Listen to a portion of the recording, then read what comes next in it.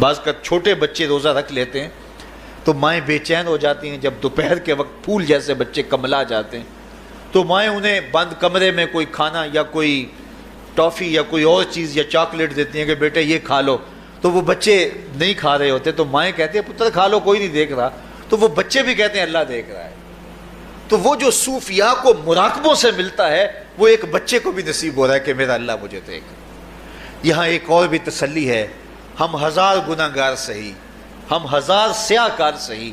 لیکن ہمارا رب پہ کتنا یقین ہے رمضان میں پتہ چلتا ہے کہ اس ذات پہ ہمارا کتنا تیقن ہے، کتنا یقین ہے، جس کو دیکھا نہیں، چھوا نہیں، بات نہیں ہوئی، جو تصور خیال کی حدود سے بنا ہے، اتنا یقین ہے کہ ہم پانی نہیں لیتے، کھانا نہیں لیتے کہ میرا اللہ مجھے دیکھ رہا ہے۔ کاش کہ اس کو ہم اپنی پوری زندگی میں پھیلا لیں، اور اس کو زندگی میں جب ہم طاری کر لیں گے تو پھر گناہ کرنا محال اور ناممکن ہو جائے گا، اور زندگی نور علی نور ہو جائے گی، اور یہی تقوی کا حصول ہے۔ خوش نصیب ہیں وہ لوگ جو ماہ صیام کے روزے پورے خشوع و خضوع کے ساتھ رکھتے ہیں اور اس کی برکتوں سے مالا مال ہوتے ہیں۔ ورنہ بعض لوگ میں نے ایسے بھی دیکھے ہیں وہ چھوٹی چھوٹی بیماریوں کا بہانہ بنا کے روزہ ترک کر دیتے ہیں اور انہیں حوصلہ ہی نہیں پڑتا روزہ رکھنے کا، چونکہ الصوم نصف الصبر، روزہ آدھا صبر ہے۔ میں سمجھتا ہوں، میں شوگر کا مریض ہوں،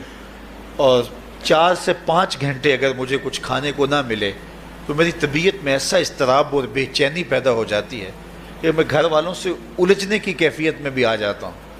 لیکن ماہ صیام میں 20 گھنٹے بھی کاٹ لیتا ہوں، لیکن میری طبیعت پہ کوئی بوجھ اس لیے نہیں ہوتا کہ میں اللہ کی رضا کو اپنے ذہن کے ایک ایک گوشے میں رکھے ہوئے ہوتا ہوں۔ تو یہ آدھا صبر ہے، یہ صبر سکھاتا ہے۔ اور پھر روزے سے جب ہم بھوک کاٹتے ہیں تو غربا، مساکین، وہ لوگ جو بیچارے بھوک اور پیاس کاٹ کے زندگی گزارتے ہیں، ان کا بھی ہمیں خیال آتا ہے کہ ہمیں تو اپنے اختیار سے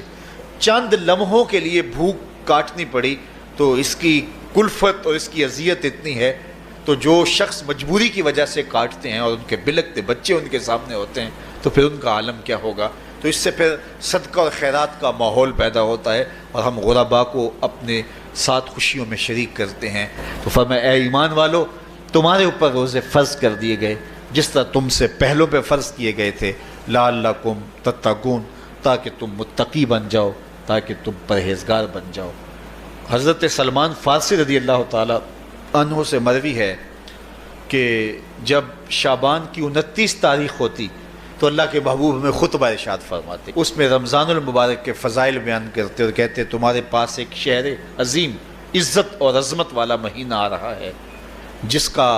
ہر دن باقی سال کے دنوں سے افضل ہے، جس کی ہر رات باقی سال کی راتوں سے افضل ہے، اور اس میں ایک رات ایسی ہے لیلۃ القدر جو 1000 مہینے سے بہتر۔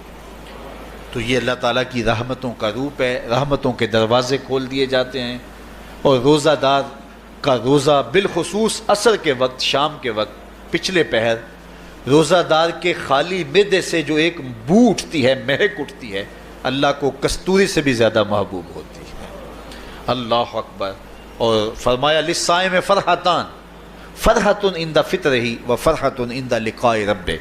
روزہ دار کے لیے 2 خوشیاں ہیں۔ ایک خوشی اسے تب ملتی ہے جب وہ روزہ کھولتا ہے سارے دن کی بھوک اور پیاس کاٹ کے، جب شام کو ٹھنڈا اور میٹھا مشروب اسے ملتا ہے اور وہ مشروب اپنے جو ہے وہ منہ میں ڈالتا ہے، وہ معدے کی طرف اترتا ہے، تو اس کی زبان بولے نہ بولے اس کا ایک ایک انگ اللہ کی تسبیح بول رہا ہوتا ہے اور اللہ کا شکر ادا کر رہا ہوتا ہے۔ اس وقت اسے ایک عجیب فرحت ہوتی ہے کہ اتنا طویل لمبا روزہ تھا، شکر ہے کہ میرا روزہ تکمیل کو پہنچا۔ ایک روحانی مسرت، پھر روزہ کھلنے کے وقت اس کو بدنی مسرت، تو ایک فرمایا اس کو فرحت تب ملتی ہے جب وہ روزہ کھولتا ہے، وَفَرْحَةٌ عِنْدَ لِقَاءِ رَبِّهِ، اور دوسری فرحت اسے تب ملے گی جب روزے کے صلے میں اللہ اپنے رخ سے پردہ ہٹا دے گا اور اللہ اپنا دیدار عطا فرمائے گا۔ تو یہ روزے دار کے لیے خوشیاں ہیں۔ تو صبح گھر سے نکلتے ہیں، خالی پیٹ ہوتے ہیں، ہمیں تو پتہ ہے دفتر میں جانا ہے، ہمیں تو پتہ ہے دکان پہ جانا ہے، ہمیں تو پتہ ہے فیکٹری میں جانا ہے، ہمیں تو پتہ ہے کہ ہم نے فلاں جگہ جا کے دہاڑی لگانی، لیکن ان کا کوئی کاروبار نہیں ہوتا، کوئی فیکٹری نہیں ہوتی۔ جدھر جی آیا صبح جو ہے وہ اڑان بھر دی، بند توکل پنچھی اڑ دے، خرچ نہ پلے زیرہ ہو، نہ کوئی راس ہے نہ کوئی کاروبار ہے، لیکن کبھی ایسا نہ ہوا کہ شام کو خالی پیٹ آئے ہوں۔ تو کہا اگر تم اللہ پہ توکل کر لو وہ بھی تمہیں ایسے رزق دے جیسے پرندوں کو رزق عطا کرتا ہے۔ پرندوں میں سے ایک پرندہ ہے ہنس، یہ سچے موتی کھاتا ہے، اور آپ پنساری کے پاس موتی لینے جائیں تو ہزاروں روپے تولے کے ماشے کے حساب سے آپ لیں تو پھر بھی آپ سوچتے ہیں کہ پتہ نہیں یہ خالص دیے یا نہیں دیے۔ وہ اتنے نایاب اور کامیاب ہیں کہ آپ ماشوں اور تولوں میں خریدتے ہیں اور پھر بھی آپ کو شک رہتا ہے کہ یہ خالص ہیں یا کہ نہیں۔ اور ہنس کھاتا ہی وہ ہے، اور دنیا پر ایک نہیں لاکھوں کروڑوں ہنس ہیں، اور روزانہ صبح و شام کھاتے ہیں اور پیٹ بھر کے کھاتے ہیں، اور اللہ انہیں روز عطا بھی کرتا ہے۔ تو یہ مالک وہ ہے رازق ہے۔ جب اس پہ توکل اور اس پہ یقین پیدا ہو جاتا ہے تو پھر مشکل نہیں رہتا، پھر آسانی پیدا ہو جاتا ہے۔ تو روزوں میں اللہ تعالیٰ یہ یقین دیتا ہے کہ وہ مجھے دیکھ رہا ہے، بندہ یہ تیقن پیدا کر لیتا ہے کہ میرا اللہ مجھے دیکھ رہا ہے۔